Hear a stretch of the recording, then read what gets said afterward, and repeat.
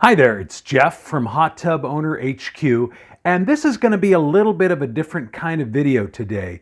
As many of you know, if you've been following my channel for a while, I'm woefully behind on getting to all the comments that get left on my videos.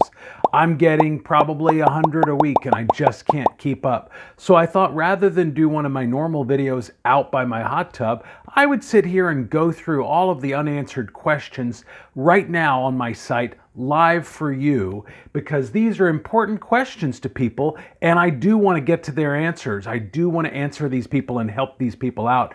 I'm just way behind, and I thought this might be the best way to knock out a bunch of these in one sitting, and I bet there's going to be some answers to questions that you have as well that I cover. But let's get into it right now. So the first question here from Ron is, have you ever tried or used any hot tub clarifiers? And these are chemicals that you would add to your water to kind of clear the water and make it less cloudy. And the short answer is no, I don't use those things. I add sanitizer to my hot tub in the form of bromine tablets that I put in a floater, toss that in the water. I put in about 4 or 5 tablets a week typically, maybe more if more people are using the hot tub than normal. And I might do 3 if we're kind of taking a break and not really using it that much. Then I shock my hot tub with chlorine shock about once a week. I have tried non-chlorine shock in the past, and I find that the water is kind of cloudy with non-chlorine shock, even though you dip that test strip in and the levels are fine. But using a chlorine shock with my bromine sanitizer, the water's crystal clear, and I've never found the need to use a clarifier.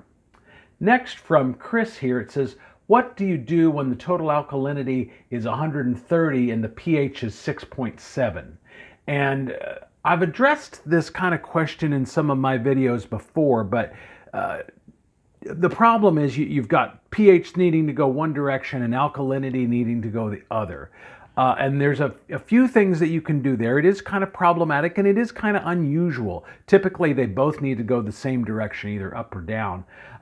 The first thing I would do, though, is I would make sure I was using a good brand of test strip to make sure that you're getting an accurate reading. Not every brand of test strip out there is created equal. I like the Poolmaster 4-way test strips.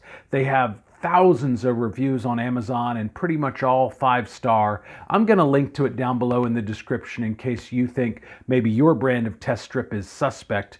But that's the first thing I would do, is make sure I was getting an accurate reading. Of course, if you need to bring the total alkalinity up, baking soda, regular household baking soda, is a great way to do that, because it will affect the pH, but not a lot.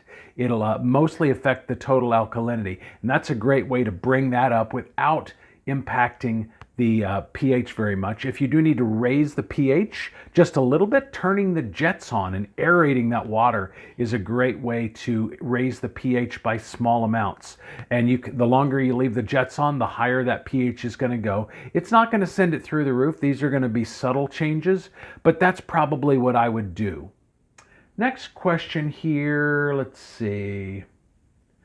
I'm going to skip to some of the questions that I know I can answer clearly and intelligently, because I'm not an expert at everything, believe it or not. My wife reminds me of that on a regular basis. So I really want to just speak to the things that I know I can answer intelligently. What kind of tablets do you use in the tub? Bromine tablets? And the answer is yes. And if you've seen some of my earliest videos, you know that I was critical of tablets in a floater in some of my earlier videos, and I corrected myself along the way. I decided to try it for a video one day, and I liked it. I put, like I mentioned earlier, put about 5 bromine tablets. These are 1-inch tablets. I put them in a floater. I just toss it in there, and I'll add more when it's empty, which typically is about every 7 to 10 days, depending upon how often the hot tub gets used. And I do like that very well. Oftentimes I'll set the floater out on the rim of the hot tub when I'm in it. That way if I have the jets on, it's not bobbing into me, because I do find that kind of annoying. But yes, I definitely like using bromine tablets. Robbie asks, if I want to switch to bromine, do I need to drain my tub or wait till chlorine levels are pretty much gone and then add the tablets? And that's a great question. If you want to be absolutely by the book, then yes, you would do that after you've changed your water. And so if you're not super in a hurry, you just want to try it because you're curious if you're going to like it better, I would just wait until it's time to change your water, and you should be doing that about every 3 months or so. However, I do think it's also acceptable to wait until there's absolutely no chlorine level on that test strip when you dip it in. And that, depending upon how high the levels are, that could be as quickly as 3 days or maybe even 5 days after the last time you've added it. I do feel like that's going to be acceptable as well. Let's see. Tim here just comments, do not buy a Royal Spa. Overpriced, under-insulated, poor technology. I'm not familiar with Royal Spa, but thank you for that recommendation, Tim. Let's see. Steel Style Shots Photography. Say that 3 times fast. They comment here, if you know an ice storm or a snowstorm is coming, you can also place a tarp over the cover and pull it off to remove the snow and the ice. Quick, easy, and a cheap way to remove snow and ice. And I did have to do this earlier. It's rare that we get a snowstorm here in the Austin, Texas area, but we have had one the last few days. And I actually had a layer of ice on my hot tub cover about that thick. Now we have a broom that we keep outside to kind of sweep off our back patio, and I just used that to remove the ice and the snow from the hot tub cover. And I had to do that a few times because I don't want it building up on there because of all the excess weight and how that could damage the hot tub cover. But I do think putting a tarp over there, as long as the tarp itself didn't freeze to the cover, would be an easy way of doing that too. Let's see. Giovanni says, hi, does your Pure Spa work with the Intex Spa Management App via Wi-Fi? Could you make a video about it? And he's referring to my Intex inflatable hot tub that I got recently. I bought that for 2 reasons. One, so I could make a video about it, and so I could write intelligently about inflatable hot tubs on my website. And also I thought I would put it in my RV, and when I was going camping for extended periods of time, I thought it would be fun to have that set up in the campground. And he's asking about whether or not it works with Wi-Fi. And the short answer is, if it does, I didn't see that in the instructions, and I didn't try and set that up. So honestly, I don't know, but I don't think so because I didn't see it mentioned anywhere. I will look into that though, and certainly if mine is compatible with that, I will make a video about it in the future. Now, let's see, Green Reviews here, they have a question. It says, hey, I have a quick question. I have a 480-gallon hot tub with the alkalinity of about 180 parts per million, but a pH of 8.2. What to do to bring the pH down and not really move the alkalinity? Can vinegar do the job? The short answer is I've never once ever added vinegar to my hot tub's water, so I can't speak to whether or not that would do anything. I will say that whatever I added, I would not turn the jets on because that will that'll raise the pH a little bit. So normally I do like to turn jets on to dissipate chemicals, but I would not do that if I was trying to lower the total alkalinity, but not raise the pH any. So I would leave the jets off, which will take longer for whatever you're adding to dissipate. Probably muriatic acid would be a good way to go there. But again, I've never had that problem, so I can't speak super intelligently to that. Typically, mine always seem to need to go the same direction. Maybe I'm just lucking out there. Peter here says, I have a Master Spa's Twilight hot tub. That's exactly the same one that I have. It costs about 8,000 pounds. He must be in the UK. And it said it lasted about 7 years, and then the internal pipes started leaking. The lights started failing, and also the water was leaking through the lights. I carried out a few repairs, but it became so frequent I got rid of it. It was looked after extremely well. Shame about the poor quality. I've only owned the one Master Spas, and it was actually here in the house when we bought it about 2.5 years ago. The hot tub itself appears to be about 10 years old. Now, I will say I have had to do a few things to it, nothing major. I did have a worn out rubber gasket in the union fittings. Those are the kind of screw fittings that go on either side of the heater tube. I did replace the gaskets in those because they wear out from time to time because obviously they're coming into contact with a lot of hot water. I've never had a problem with the LED lights in mine. So I don't know. The short answer is I don't know if mine is the anomaly or his. I also don't know if the quality is better in the US versus the UK. All I can say is mine is about 10 years old and it's still in great shape. And I'm sorry that he had that experience. Could you make a video about what to do on your hot tub with your hot tub when you're on vacation? I'm going on vacation soon and I feel like a lot of people have the same question. This is from Mark Anderson. Short answer is I don't usually do much to mine. But it also would depend on how long I was going away for. If I'm going away for a week, I'm not doing anything to it other than making sure the lid is closed and that the power's on. And I might add a higher dose of chlorine shock than normal before I go. That way I know that the water kind of is going to be ready to go when I get back. But otherwise, I'm not really doing much. If I was going away for 3 or 4 weeks, I might bump the temperature down a few degrees just so I'm not wasting electricity unnecessarily. But I don't think my hot tub ever adds more than, say, $30 to my monthly electric bill. I keep mine normally at 98 degrees, and I do that because my kids like to soak in there, and I don't want them at risk of overheating. But I certainly wouldn't drain it unless it was a vacation home and I was going to be gone for months on end. Then at that point, I would drain it and cut the power and then just get it set back up again the next time I was there. But I don't think I would really do much of anything other than, again, if I'm going to be gone for 3 or more weeks, I'd bump that temperature down to maybe 95. That way it just, uses a little bit less electricity. And again, I might do a heavy shock before I go. That way the water's not at risk of getting stagnant or bacteria buildup while I'm gone. Let's see. David Casper here says, fantastic content. Wow, thank you. That's awesome. Glad you enjoyed that, David. I've enjoyed your channel and I've been using it as a resource as we are patiently waiting for our first hot tub. We ordered a Master Spas a month ago. I was looking for through your videos and couldn't find any recommendations for a seat booster or cushion. Do you have any recommendations? I need some for my young sons and for my under 5 foot tall wife. The short answer is no. I've never bought a booster seat. I do use my hot tub frequently with my 3-year-old toddler, as you know if you've seen any of my other videos, but she either sits in my lap or she stands. I will say that there are a lot of hot tub seats available on Amazon. Those are typically going to be for inflatable hot tubs, but I don't see any reason why they wouldn't work in a acrylic conventional hot tub as well. So I would maybe just look into that. But unfortunately, it's not something I really have a lot of experience with. Jasmine says, awesome video. So many great questions answered. Thank you. Thank you, Jasmine. Let's see. What about putting the water hose in the basement sink and draining it that way? That's from John Doe. I'm assuming that's an alias. And I guess it depends on where you have your hot tub. If you have your hot tub in the basement, which you could, and you have a sink down there, I would absolutely drain it that way. I still prefer a submersible pump over a garden hose just because of how much faster it drains. A submersible pump will drain my hot tub in 15 minutes, whereas a garden hose probably going to take 2 hours.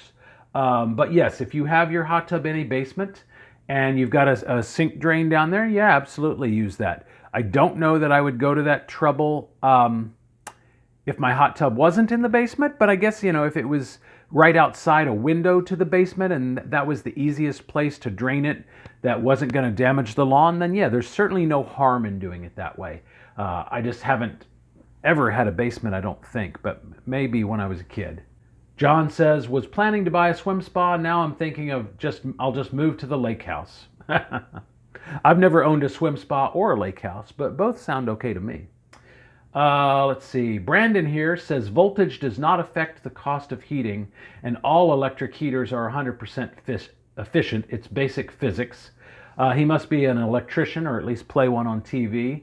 And I do think perhaps that I've been mistaken in some of the things I've said about that before. I think what he's talking about here is plug-and-play hot tubs, which plug into a standard 110-volt outlet, or 220-volt hot tubs that have to be hardwired to a disconnect box. And the real reason that I think the plug-and-play ones cost more on your electric bill is not necessarily because of the wiring and how it's wired, because typically a plug-and-play hot tub is only going to have a 1 kilowatt heater, whereas a 220 volt hot tub might have a 4 kilowatt heater. Also, with the plug-and-play style, you can't run the heater and the jets at the same time. So I just tend to think that they use more power trying to do the same job because they're not as efficient. But I'm not an electrician. I don't play one on TV. I could be wrong about that. But everything I've read leads me to believe that is the correct conclusion. Danielle says, thanks for all the videos. I'm still waiting for my hot tub since November 2020. As they say, they are waiting on parts from the suppliers, but there's so much to learn before I get it. It's a good thing. I am sorry to hear that. Unfortunately, with 2020, you're not in the boat alone. And lots of people are indeed waiting on hot tubs they ordered months ago. The shutdowns of 2020 obviously led to a much slower rate of manufacturing, and then more and more people working from home, staying at home more, looking for things to do because they're not getting out as much, led to crazy demand for hot tubs and other things too, like RVs and things like that. So the supply and the demand is still way out of whack on that. It is getting better. And if you ordered it in November, I would hope that you'd probably be getting it here in the next month or so. But obviously, it's going to vary from manufacturer to manufacturer as well. Let's see. O'Neill Pacheco says, nice work on the video. I'm having issues with white foamy water in my hot tub. Can you explain what might cause the issue? I've replaced and refilled the tub, but after a month, I have the same issue. So really, it's probably one of two issues. It could either be the pH is too high, or it could be that the people that are bathing in the hot tub or soaking in the hot tub just have too much in the way of like lotions, body oils, shampoo, cologne, those kinds of things on their bodies when they're getting in, and it's rinsing off in the water and causing that kind of foam. The only other thing it could be, which doesn't really lead to foam usually, but it could be scale buildup. If your water is extra hard, has high levels of calcium in there, usually that leads to kind of like white scaly buildup, not foam. But most likely it's going to be one of those three things. So first, I would make sure you're using an accurate brand of test strip to check the pH, and then you're lowering that if it is indeed high. And then if you are having a lot of people in the hot tub who wear a lot of cologne or lotions, perfumes, things like that, you might just consider asking them to shower and rinse off real quick before they get in the hot tub. I know that's kind of a pain. Most of us don't have a shower located next to our hot tub, and if we do, it's probably cold water, and people don't want to do that all the time, but that would mitigate that issue. Otherwise, what I would do is get one of those kind of pool skimming nets, and you can just kind of skim the foam out, and then after a soaked session, then kind of over chlorinate that water, and then the next time you use it, obviously you want to check the levels before you get in, but the next time you use it, the foam is probably going to be gone or at least significantly reduced. Trilio says, do these hoses come in longer lengths like 100 to 200 feet so I can empty it into the street? 25 feet isn't long enough for me to empty. And he's talking, or she's talking, about submersible pumps. And the submersible pump that I have does indeed come with a 25-foot hose. Now, I've never looked for a longer one because that suffices for me. I will say that the hose is easily removed from the end of my submersible pump, and it's just a simple collapsible rubber hose. Nothing fancy about it. So there's absolutely no reason in my mind why a plumbing supply store, or maybe even a place like Home Depot, wouldn't have a longer hose like that. But I've never looked, so I can't say for certain. I do know that if you could find something that was longer, it would be easy to adapt and put on the end of it though.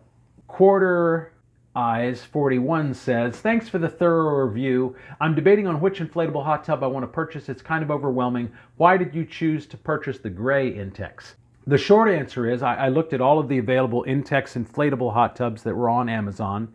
I narrowed it down to the ones that were in stock at the time when I was ordering.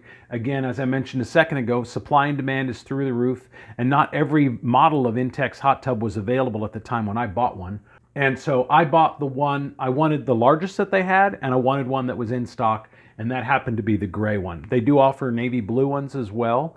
And for some reason at the time, they were slightly more expensive for what looked to be the exact same hot tub other than the color. But that was really what made my choice. Mike Deshawnay here says, I love my bromine floater now that I've found out the key to success. I realized after about a month and a half of hot tub ownership and seeing low bromine levels on my test strip and adding more tablets and still not seeing an increase that I was using my floater wrong. I was just adding tablets and tossing it in the tub. One day it dawned on me that air might be getting trapped in there and impacting its ability to dissolve the tablets. I started dumping it upside down to let air bubbles escape and then setting it upright. Within a few hours I could see noticeable increases in bromine levels. Just a tip out there for anyone who's experienced similar levels. And I will say that yes, that's correct. The floaters are designed where you can rotate those little vents at the bottom to let more or less air in there. So I would just do that rather than what Mike is describing, but either way works. If you are finding that you're going through more than 6 tablets in a week and you're not using the hot tub that much, I would close it off a little bit. If you find after 3 days the bromine levels are gone, I would open it up more. And just kind of use your own judgment based on how often you use it and how quickly the tablets are dissolving. I'll also say, though, that certain brands of bromine tablets dissolve faster than others. And so if you're finding that they're just dissolving way too quick, I would consider trying a different brand. Ellen here says, what if my 3-prong cord only has the prongs but missing the 3rd prong that it looks like it should have? And what she's talking about is a plug-and-play hot tub, or maybe an inflatable, but the kind that plugs into a standard wall outlet. And specifically what she's talking about is the ground plug. That's that little round plug at the bottom of the 2 kind of straight plugs that stick out at the top. The short answer is it probably isn't going to do anything bad. However, you're not protected in the event, say, lightning strikes or there's a power spike in your house. And normally with that ground plug in there, if there is a spike in electricity, it's going to send that extra electricity to the ground rather than into your hot tub and potentially into your hot tub water. So it's really not safe to use it like that. And again, most of the time, it's going to be a non-issue. But if there's ever a power spike or a lightning strike, you're going to want that ground protection there, absolutely. So if you have a plug where that ground plug is broken off, I would absolutely replace that plug before I used it the next time. Catherine here says, and she's referring to the video I put out last about Sharky626 and how his what I interpreted to be his claim of only needing to change your hot tub's water every 1 to 2 years. She says, I'm pretty sure he means purge and clean, not drain and clean every 2 years. And she could be correct. I watched his video a few times to make sure I fully understood what he was talking about, and I'm pretty sure down in the description he also says that too, but I could be wrong. But if you watch my video or if you watch his video, you'll have to make up your own mind, but absolutely, whether he means it or not, or whether it's a misinterpreted on my part, you absolutely don't want to go that long of draining your water. You want to change your hot tub's water every 3, maybe 4 months, absolutely at the absolute max every 6 months. Edward Castro says, I went to Amazon for the hot tub he said was on Amazon and it's sold out. And again, that's the supply and the demand that we unfortunately had to deal with in 2020. I would just keep checking because I've noticed that things come back in stock quickly on Amazon and then go back out of stock again quickly as well. But unfortunately, probably going to be well into 2021 before we see that turn around. Diver M is talking about one of my inflatable hot tub videos. He says, thanks. How does this compare to Soft Tub? And Soft Tub, unfortunately, is a brand I have no experience with, never researched them, don't know anything about them. I will say that of all the inflatable hot tubs I did research, which I think is Coleman and Salu Spa and Best Spa, I think it's called, Intex definitely seemed to be the best by far. Carl says, hi Jeff, as an owner for several years, I find your videos as refresher courses. Thank you. Zul Quarnane says, please tell me water alkalinity is 350 for drinking purposes, how to make it 80 to 120. So if I understand him correctly, he says his alkalinity is 350, I'm assuming that's parts per million, and that's where he wants it for drinking, but obviously he needs to lower that for the hot tub. And I would, he doesn't mention what his pH is here, but I would just start by getting either a product labeled spa down or alkalinity down and just add that to the hot tub water. I usually say less is more. You can always add more if you need to, but if his alkalinity is at 350, that is quite high. So I would probably start by adding maybe a cup of that and then seeing what that does, and again, adding more if need be. Ken Dog says, "Hi, I'm new to hot tubbing and I've had my hot tub for about 1 month. Could you give me any advice on using my Spa inline system? I live in Northern Ireland, find it hard to get a bromine reading on my dipstick. Thanks." Some hot tubs, I think Hot Spring Spa may be one of them, do use a Spa inline system. And these are kind of like mineral cartridges that just kind of, you replace the mineral cartridge when it's empty. And it sounds like he's using that system, but still not getting a high enough sanitizer reading when he dips his test strip in there. I've never used an inline system like that. Said he's had his hot tub 1 month, so it shouldn't be time to change those mineral cartridges yet. I will say that as far as I know, they handle like the alkalinity, pH, and sanitizer, but not the shock. So I could be wrong about that, but I would probably be adding chlorine shock about once a week, and that'll definitely help reactivate the bromine. Bromine after a while turns into a product called bromamines, which no longer sanitizes the water, and chlorine shock will reactivate that and kind of zap it back into life. So that'd be the first thing I would try. But again, it's not something I have a lot of experience with.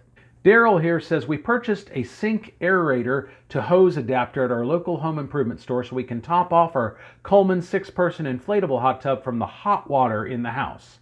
We just set it up on Sunday and used it for the first time Monday after it heated up in about 24 hours from 50 degrees hose water. I wrapped the foam pipe insulation around the exposed water inlet and outlet hoses to and from the pump heater because we will have temps well below freezing this weekend. The instructions say to make sure the heater and pump are on 24/7 anytime the temps go below 42.5 degrees Fahrenheit. I will say the only thing I would caution you about with using hot water from your hot water heater is that a lot of times we set our hot water heaters to be well above 104 degrees Fahrenheit.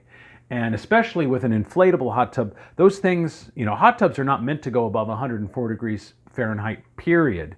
And inflatable hot tubs obviously are a lot less durable than an acrylic hard shell hot tub. So I would just be careful about adding hot water directly from the hot water heater, unless you have specifically set your hot water heater to not be any hotter than 104. But I do think wrapping the insulation around the pipes and things like that, I do think those are good tips if you're trying to use an inflatable hot tub in the wintertime where it gets really cold. Kay says, "I'm finding bromine very irritating to the skin. Going to try chlorine and compare." I've had the opposite experience in my hot tubs, and I've owned 4 of them. But I definitely encourage you to try something and see how it works for you. It could also be that the bromine levels were just too high, or it could also be that the pH was too high. Those things can irritate the skin as well. But I definitely encourage people to try things and experiment and arrive at your own decisions rather than just going with what I recommend. Retired 2009 Ghost says, "Good morning. That was very informative on the bromine. I guess you try Spa Marvel on your next drain." And I've been asked several times to try the Spa Marvel line of products, also the Basque Spa. Those are both kind of chlorine bromine alternatives. They're kind of enzyme-based sanitizer shock systems. And I have been asked several times to try those. I haven't done it yet because actually I'm happy with the systems that I have. But I should and will try those at some point in the near future, just so I can do a video about it and kind of share what I'm finding with you guys. But I've never tried it yet, just because what I'm doing really actually works for me. Stacy Dickinson here says, "Good morning, Jeff. Thank you for videos. Super helpful. I have a problem I need help with. I bought a hot tub 5 months ago, filled it up with water, put the chlorine tablets in and shock and into the floater, tested with test strips about once a week. But sometimes the pH is so low, is low, so I use granules to bring it up. I make sure the jets are turned on. Then I had the need to drain the hot tub about a month and a half later, refilled it, did the exact same thing again. I check every week, but something different happened that didn't happen the first time. There is fine, gritty film all over the entire hot tub. It's not colored that I can see. And yes, I've had this problem. There's 2 things that can cause it. One is high pH could definitely cause it. What's more likely, and she doesn't mention it here, but I'm guessing that in between the drain, after she drained it before she refilled it, I'm guessing she used some sort of a cleaning product to clean the shell, because that's what I did. And I believe I used Super Green, just sprayed onto a cloth rag and cleaned it, rinsed it off, and then filled it back and drained it and with a wet dry back, and then filled it back up again. And then almost my entire hot tub had this gritty, like fine sandpaper-like feel to it, almost over the entire hot tub. And I will say it took almost a year to get rid of it, just with normal chemical balancing and a little bit of light scrubbing with just, usually just with my hands while I was sitting in there. But basically it's the pH and the sanitizer interacting with cleaning products. And so now what I do is I only use a mixture of white vinegar and water to clean the shell, and I've never had that issue since then. But I'm guessing she used some sort of a cleaner in there that interacted with the chemicals and created that film. And unfortunately, it does take some time for it to completely wear off, but it will wear off in time. And if it's not that, then it's probably high pH. Wheeze McCheese says, bought the Power Soak based on your recommendations. Is there a clarifier you prefer? The Power Soak is something that I use to deep clean my filters, and I do that about every 3 months or so. I just put I put my filters in a 5-gallon bucket. I fill it with hot water and about I want to say it's about 4 ounces or so of the Power Soak, which is a Spa Depot product. And I do that about every 3 months to clean my filters. Then I rinse them off, put them back in. Now, he's saying, is there a clarifier you prefer? I don't know if he's referring to adding something to the filters or if that's just an unrelated question. But as I answered earlier in the video, I don't use clarifiers with my water. I use bromine tablets for my sanitizer and chlorine shock, powdered chlorine shock for my shock. And I get crystal clear water that way, and I've never found the need to add a clarifier. But I don't add anything else with the Power Soak with my filters. Rodney here says, I would never buy a used hot tub unless you're a plumber and an electrician. I have bought a used hot tub and became a de facto plumber and electrician in fixing it up. I will say that it was kind of a pain and it was time consuming, but I did actually save a lot of money over what it would have cost me to buy a new one. I did not actually wire it to the breaker panel in my house though. I had an electrician run a line from the breakers to a disconnect box that they set up for me, and then they ran the line and had it set up near the hot tub, and then I connected it to the hot tub with the breakers off, of course, as the final step. But I did actually replace the pump, the heater, and the blower in that thing and fixed a few cracks in the acrylic shell. And it, I think all told, I spent about $2,000 on a hot tub that probably would have cost me $7,000. So for me, it was worth it, but it was a lot of sweat equity on my part. Now, Rodney also comments here. He says, you're correct. After about that a hot tub will only last about 10 to 15 years. At 10 years, you'll have to replace the parts. And at 15 years, you'll need to buy it again.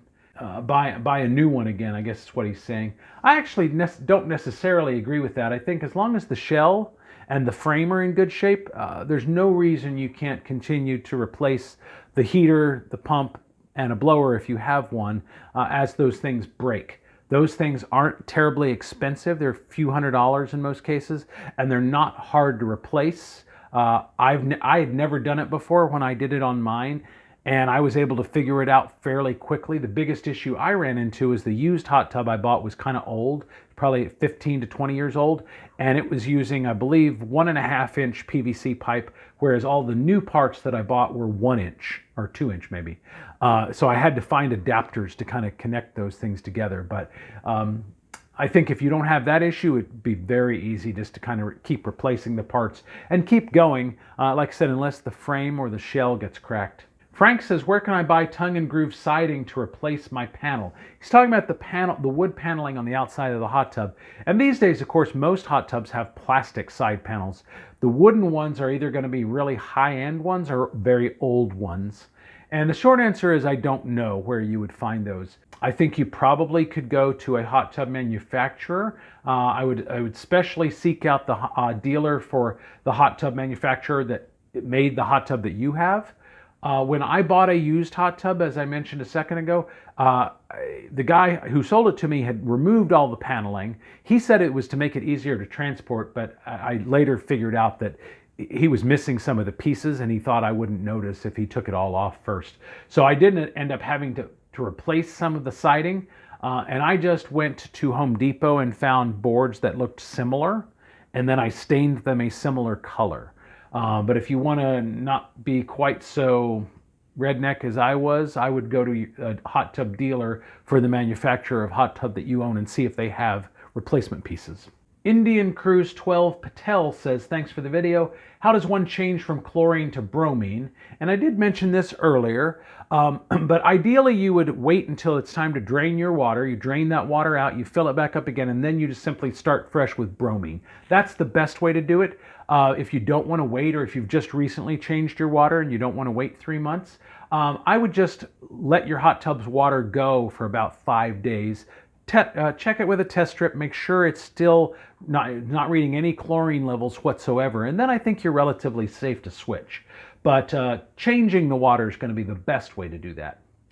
Milo the Chihuahua Brunette says, I am looking at getting an inflatable hot tub, so I was wondering, when I clean my filters, can you use Dawn dish soap?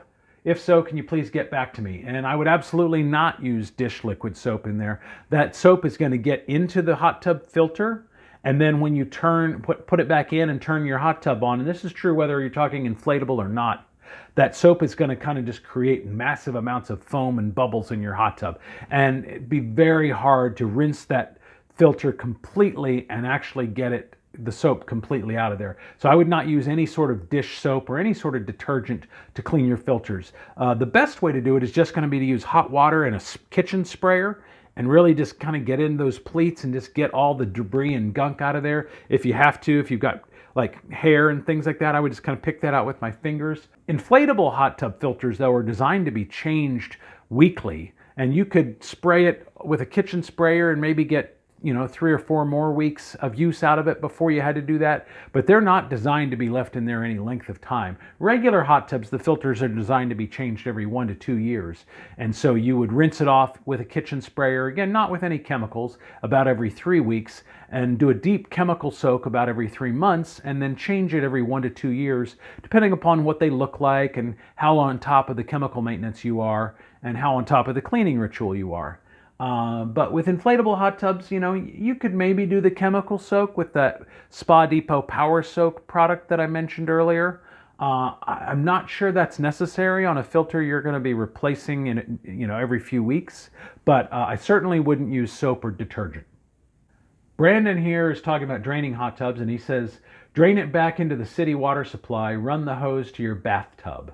And I think, if your bathtub is conveniently located, mine would not be really. I'd have to for one, it would be running uphill, and then I'd have to remove the screen from a window and run it in through I wouldn't do that, but I probably would if I had no good alternative. If I had a pristine lawn, and my neighbor's fences were on either side of me and I didn't want to mess up their yard, I might do that. But for me, I don't find that necessary. I've got a green belt behind me that's mostly rock and cactus and no neighbors, and that's the perfect place for me to drain it.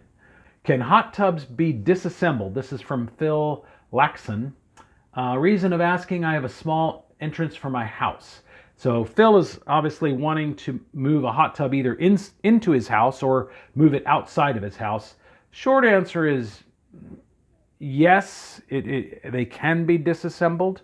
I don't know that you could do that competently without risking cracking the acrylic shell or breaking the frame that the hot tub is built on. They're not designed to be disassembled like that. I think if I wanted a hot tub inside my house, I would get an inflatable hot tub, or I would maybe put one on a patio and then screen the patio in after the fact. I personally would not try and move one inside a door frame that was already in existence. If I absolutely had to do that, I would probably have a handy person or a general contractor, somebody like that, probably remove the door frame and part of the wall to accommodate that rather than take the hot tub apart. I would just be concerned about cracking the shell, cracking the frame, or doing irreparable damage to the hot tub. I don't want to go indefinitely here, so we'll probably do like, say, 3 more questions. Anton says, I want to see the video with the inflatable hot tub at the campground with the RV. I am working on that video, and that'll appear on, I have an RV channel that I do with my wife called RV Parenting. And that video will appear on there, but probably not for another month or so. The Restless Kind says, laugh out loud, I brought it to bring it camping. That's the best excuse to buy an inflatable hot tub.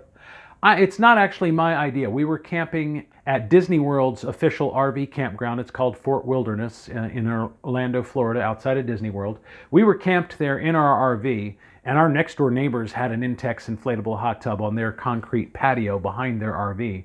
So that's actually where I got the idea. I can't lay claim to it, but I looked at that and I was like, oh, that is brilliant. You're trekking around Disney World all day. If you're there in the summer, it's brutally hot. But even when it's not brutally hot, it's probably kind of humid, and you're going everywhere with the kids. And like at the end of the day, like soaking in a hot tub sounds great. So that's where I got the idea. Matt says, I just had to toss out my Intex inflatable hot tub after 2 years. The heater stopped working, but we used it a lot and definitely got our money's worth. Now just waiting on our master spa that is supposed to be delivered in March. I will say, 2 years worth of use out of an inflatable hot tub, probably pretty good.